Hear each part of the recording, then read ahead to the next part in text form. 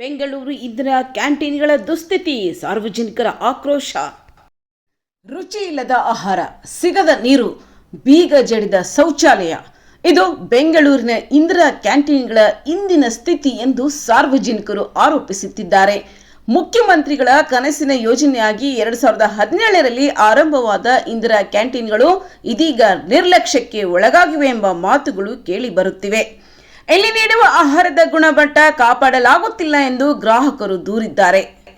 ಇಲ್ಲಿ ಸಿಬ್ಬಂದಿ ಕೊರತೆ ಸ್ಪಷ್ಟವಾಗಿದ್ದು, ಕೆಲ ದಿನಗಳಿಂದ ಇಡ್ಲಿ ಮೃದುವಾಗಿಲ್ಲ, ನೀರ್ ಸಾಂಬಾರ್ ನೀಡಲಾಗ್ತಾ ಇದೆ ಎನ್ನಲಾಗಿದೆ.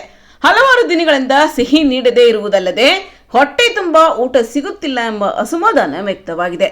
ಸರ್ಕಾರ ನಿಗದಿಪಡಿಸಿದಂತೆ ಆಹಾರ ವಿತರಣೆ ನಡೆಯುತ್ತಿಲ್ಲ ಎಂಬ ಆರೋಪವು ಕೇಳಿಬಂದಿದೆ. ಇನ್ನು ಎಲ್ಲ ಇಂದಿರಾ ಕ್ಯಾಂಟೀನ್ಗಳಲ್ಲಿ ಶೌಚಾಲಯ ಸೌಲಭ್ಯ ಕೂಡ ಇದ್ದರೂ ಬಹುತೇಕ ಕಡೆಗಳಲ್ಲಿ ಟಾಯ್ಲೆಟ್ಗಳು ಬಂದ್ ಆಗಿವೆ. ರಾಜಾಜಿನಗರ, ನಾಗ್ಪುರ್, ಧರ್ಮರಾಯ ಸ್ವಾಮಿ ದೇವಾಲಯ, ಚಲವಾದಿಪಾಳ್ಯ ಹಾಗೂ ಕೆಆರ್ ಮಾರ್ಕೆಟ್ ಕ್ಯಾಂಟೀನ್ಗಳಲ್ಲಿ ಟಾಯ್ಲೆಟ್ ಸಮಸ್ಯೆ ತೀವ್ರವಾಗಿದೆ ಎಂದು ಹೇಳಲಾಗಿದೆ. ಚಲವಾದಿಪಾಳ್ಯ ಕ್ಯಾಂಟೀನ್ ಸುತ್ತಮುತ್ತ ಕಸದ ರಾಶಿ, ದುರ್ವಾಸನೆಯ ನಡುವೆ ಊಟ ಸೇವಿಸುವ ಅನಿವಾರ್ಯತೆ ಇದೆ. ಕಾವೇರಿ ನೀರಿನ ಕೊರತೆ ಕೂಡ ಎದುರಾಗಿದೆ. ರಾಯ್ಪುರ ಕ್ಯಾಂಟೀನ್ನಲ್ಲೂ ಇದೇ ಸಮಸ್ಯೆಗಳು ಮುಂದುವರೆದಿವೆ.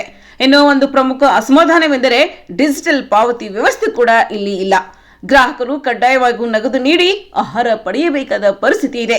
ಒಟ್ಟಿನಲ್ಲಿ ಜನಸಾಮಾನ್ಯರ ಹಸಿವು ನೀಗಿಸಲು ಆರಂಭವಾದ ಇಂದಿರಾ ಕ್ಯಾಂಟೀನ್ಗಳು ಇದೀಗ ಮೂಲಭೂತ ಸೌಲಭ್ಯಗಳ ಕೊರತೆಯಿಂದ ಸಂಕಷ್ಟ ಎದುರಿಸುತ್ತಿವೆ ಎಂಬ ಪ್ರಶ್ನೆ ಸಾರ್ವಜನಿಕ ವಲಯದಲ್ಲಿ ಗಂಭೀರವಾಗಿ ಮೂಡಿದೆ.